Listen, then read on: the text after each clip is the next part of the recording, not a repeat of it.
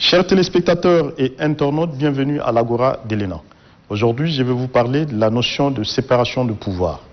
Le pouvoir démocratique qui trouve son fondement dans le corps social duquel émane toute autorité doit être organisé de sorte à éviter qu'il ne dérive en despotisme et qu'il ne soit plus soucieux de la protection des libertés fondamentales. En proposant une technique d'organisation politique dans laquelle les fonctions sont séparées et confiées à des organes distincts qui peuvent, le cas échéant, se contrecarrer ou s'annihiler, Montesquieu a légué à l'histoire politique la théorie de la séparation de pouvoir qui sous-tend de nos jours toute l'organisation constitutionnelle des régimes politiques démocratiques. Dans l'exposé de la théorie de la séparation de pouvoir est l'un des piliers fondamentaux du droit public en général et une pierre angulaire du système constitutionnel libéral. La distinction et la spécialisation des fonctions sociales sont antérieures au siècle des Lumières. Elles ont été formulées en des termes voisins chez Aristote dans son ouvrage intitulé « La politique » et théorisé pour la première fois par John Locke dans son ouvrage intitulé « Essai sur le gouvernement civil », tome 2, publié en 1690. Toutefois, la théorie de la séparation de pouvoir a acquis ses titres de noblesse avec Montesquieu, qui l'a systématisé en lui donnant une forme d'expression dans son ouvrage intitulé « L'esprit des lois », publié en 1748. Elle a reçu sa consécration juridique dans la Déclaration des droits de l'homme et du citoyen de 1789, qui l'a érigée en une sorte de dogme, une véritable règle d'or en dehors de laquelle il ne peut y avoir aucune organisation valable des pouvoirs.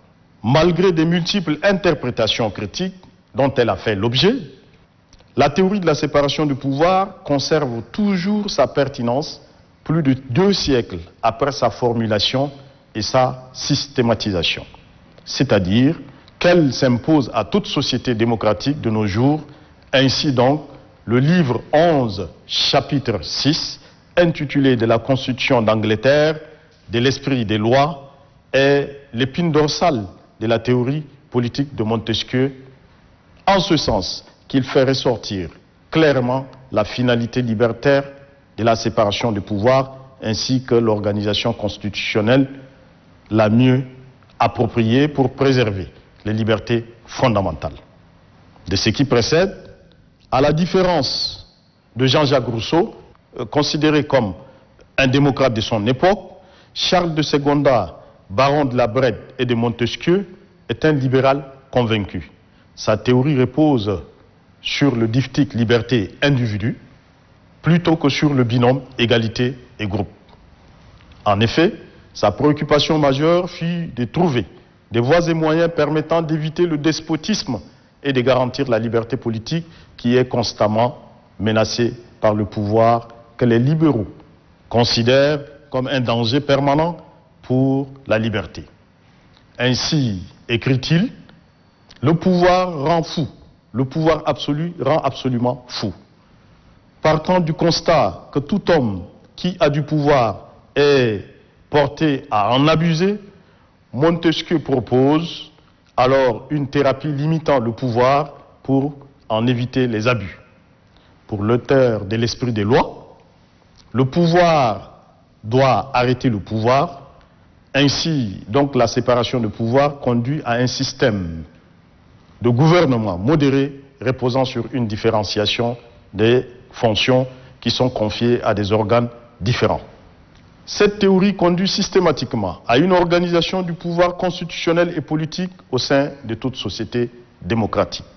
Alors, cela fait appel à une notion d'organisation du pouvoir. S'agissant de la notion d'organisation du pouvoir, pour l'auteur de la séparation du pouvoir, il y a dans chaque État 3 sortes de pouvoirs. 1. La puissance législative. 2. La puissance exécutrice des choses dont dépend le droit des gens. Et 3. La puissance exécutrice dont dépend le droit civil. Pour la première puissance, le prince ou le magistrat fait des lois pour un temps ou pour toujours et corrige ou abroge celles qui sont faites. Pour la seconde, Il fait la paix ou la guerre, envoie ou reçoit des ambassadeurs, établit la sûreté, prévient les invasions. Pour la troisième et dernière, il punit les crimes ou tranche les différents opposants, les particuliers. On appellera cette dernière la puissance de juger et l'autre simplement la puissance exécutrice de l'État. Tout serait perdu si le même homme ou le même corps des principaux ou des nobles ou du peuple exerçait ces trois pouvoirs. C'est-à-dire celui de faire des lois, celui d'exécuter des résolutions publiques et celui de juger les crimes ou les différends des particuliers. Aussi, n'y a-t-il point de liberté si dans la même personne ou dans le même corps, la puissance législative est réunie à la puissance exécutrice. Parce qu'on peut craindre que le même monarque ou la même assemblée ne fasse des lois tyranniques pour les exécuter tyranniquement.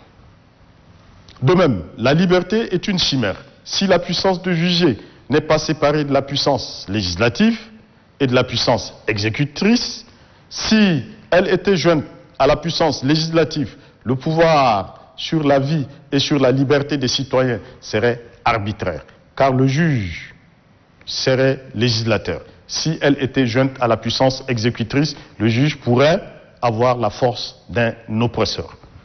Toutefois, les trois pouvoirs et les organes qui les expriment ne sont pas sur un même piédestal. En d'autres termes, le législatif, l'exécutif et le judiciaire ne sont pas placés sur un même pied d'égalité et dotés d'une même importance. Montesquieu dit lui-même que la puissance de juger est nulle et invisible, car selon lui, les juges ne sont que la bouche qui prononce des paroles, des lois.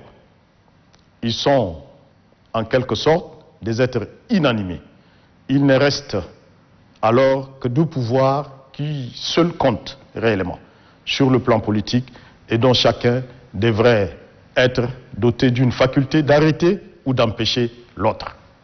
Le pouvoir législatif doit avoir la faculté d'empêcher, les cas échéants, l'exécutif, mais ce dernier doit détenir la même faculté au regard du législatif.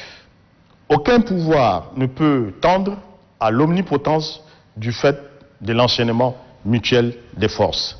Chers téléspectateurs et internautes, j'espère que vous avez été ainsi servis sur la notion de la théorie de la séparation de pouvoir. Au revoir et à très bientôt pour un prochain numéro de l'Agora de l'ENA.